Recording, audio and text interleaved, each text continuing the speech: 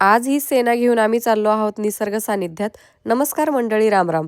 वहिनीला पूजेसाठी आंब्याची पानं पाहिजे होती, म्हणजे कळस मांडण्यासाठी, आणि ते शोधण्यासाठी आम्ही थोडं मागे आलो घराच्या.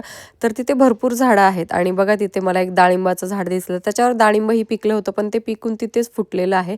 पण इथे भरपूर साप असतात, त्याच्यामुळे आम्ही कधी येत नाही. तर वहिनीने शेवटी ते आंब्याचं जे झाड आहे त्याची फांदी खाली ओढली आणि त्याच्यावरनं आम्ही काही पानं तोडून घेतली, कारण तिला कळस मांडायचा आहे आणि त्याच्यासाठी आंब्याची पानं पाहिजेच होती. पानं असलेल्या फांद्या खूप वरती होत्या, त्यामुळे मी तिला म्हटलं राहू दे, आपण दुसरीकडे बघूया. पण तिला घाई होती आणि ती म्हणे की राहू दे, आपण इथनंच तोडून घेऊयात.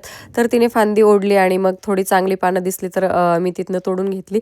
थोडं पुढे आल्यानंतर एक चिंचेचं झाड दिसलं, त्याच्यावर भरपूर चिंचा होत्या आणि ती म्हटली ते पिकलेलं आहे ताई, ते मला तोडून द्या. पण ते बघितलं तर ते कच्चं होतं, त्याच्यामुळे मी ते काही चिंच तोडली नाही.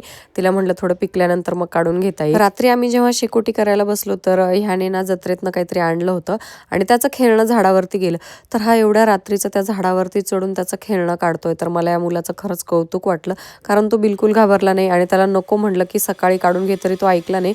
त्याने एकटा झाडावर चढला आणि तिथनं ते काढलं आणि त्या झाडावरून अक्षरशः उडी मारली. तसंही चिंचेच्या झाडाच्या फांद्या काही तुटत नाही, त्याच्यामुळे भीती नाही. पण एवढ्या रात्रीचा चढला, त्याच्यामुळे आम्हाला भीती वाटत होती. आणि मग संध्याकाळी ताईने आता शेकोटीला बसल्यावर काहीतरी काम आणावं म्हणून तुरीच्या शेंगाचे दाणे काढले. व्हिडिओ लाईक करा, चॅनल सबस्क्राईब करा. टाटा.